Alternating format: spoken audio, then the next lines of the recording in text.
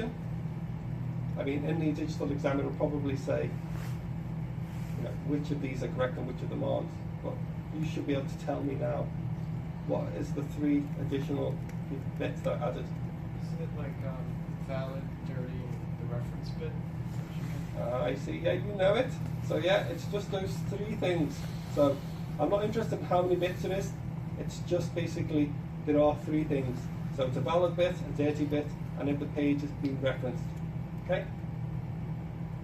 So if you want to remember it as an acronym, VDR or something like that, or VRD, however you think is best so that you remember it.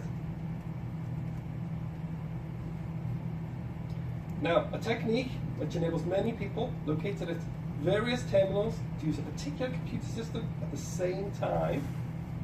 Okay? How would you describe that in one word?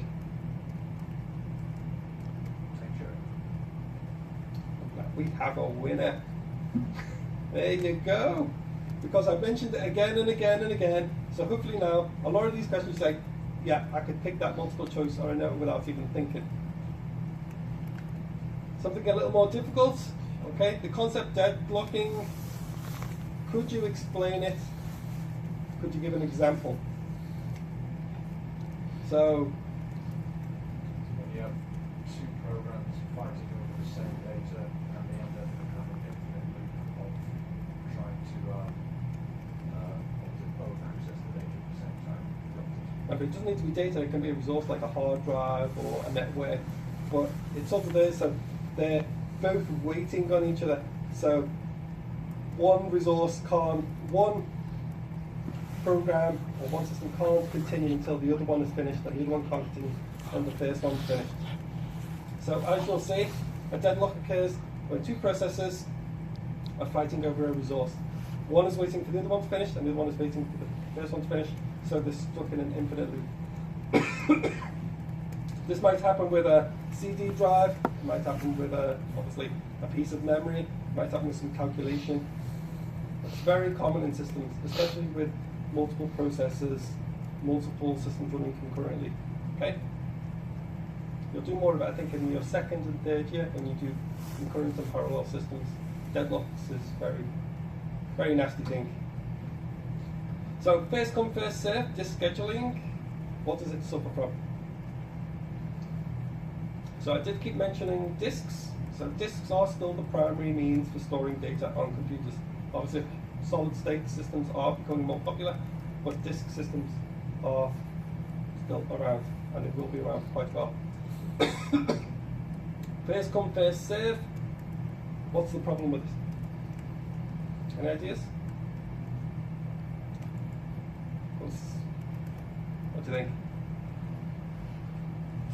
So, obviously, read around, first come, first serves. Your data can be sporadic. It can mean it's got to jump around for the data. It means when it's reading data in, your hard drive, it's going to do a large amount of movement. Remember, it's a physical drive, so if it's got to go from one side to the other side of the hard disk, that's very bad. It causes wear, causes delays, loads of problems. It's the same with the cache. The cache likes coherency, so obviously if the data is predictable and it follows specific sequences, it's nice. If it's got to randomly jump around to different pieces in memory, it's unpredictable. Caching becomes a problem because it can't read in blocks. It can only read in little chunks. You get fragmentation and so forth. Okay? So, a nice easy example. This should be very simple. If I said to you, I want you to sort these systems, these devices into input, output. Okay? On the bottom, it lists the following hardware: scanner, printer, keyboard, speaker, monitor, webcam, microphone. Could you put them into 2 columns? Easy, isn't it? I mean, you should see this question and go, you should smile when you see it. I mean, when you see this question, you go, yeah, this is an easy point. So if this pops up in the exam, obviously each of the elements will be labeled A, B, C, D, E, F, G, and you'll have to put some on one side and some on the other. Very straightforward. Okay? Again, another boundary one. So anytime you see binary, you should be able to convert it to decimal. Okay, it's just a matter of understanding how binary is represented. So you can do that now without thinking. Yes? You all know 0, 1, 2, 4, 8, 16, and then you just select the bits and then add them up. Okay. So any questions before I continue? You can see the relative difficulty and obviously the pattern. So it's just information that's taken from the slides. The exam is just there to make sure you understand the material. There's no trick questions. They're not written in such a way that to trick you. They're written in such a way to make sure that you do know the acronyms. You obviously know how to convert between the different formats.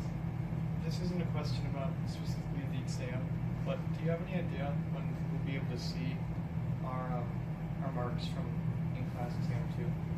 Has it not been given to you yet? Has it not been emailed by Idris? I thought he was going to email it last week. I'll go and see him after this, so hopefully you should get them this week. I know he's marked them all, and all the marks have been entered into the system, and I thought he'd sent an email out this week to say, this is what you got. So you haven't been given it yet? You didn't get your mark yet? Well, you will get it this week. I know they've been double checked, and they've been marked, and Idris has gone through them, and they've been put into the system, and he said, these are going to be emailed this, so I thought he'd sent it out. So either today or tomorrow you'll get sent an email with your mark. And I think he sent the model answers out. Yeah. So you've got the model answers, you'll probably get your mark today and tomorrow. It's just things take a while. So every time we mark something, it's got to be marked by someone else. And then we've got to give it to the office. It's got to be moderated. And then they've got to send the mark out. So there's lots of safety checks in the pipeline. Okay? So, again, back to assembly language. As you can see, you've got the different registers.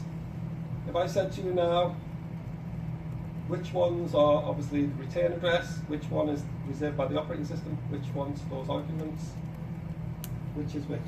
Could you do it? Now this is similar to what you would see in the exam. Obviously you give it A, B, C, you give the choices underneath, you just enter in the value. Now you should know the last one, RA. RA is return address. AT, so obviously we mentioned that. So obviously it's reserved for the assembler. What about the others? And this is where I say to you, again, read through the different instructions. So MIP has got a limited number, so it's not infinite. You can find the table, look what each one does.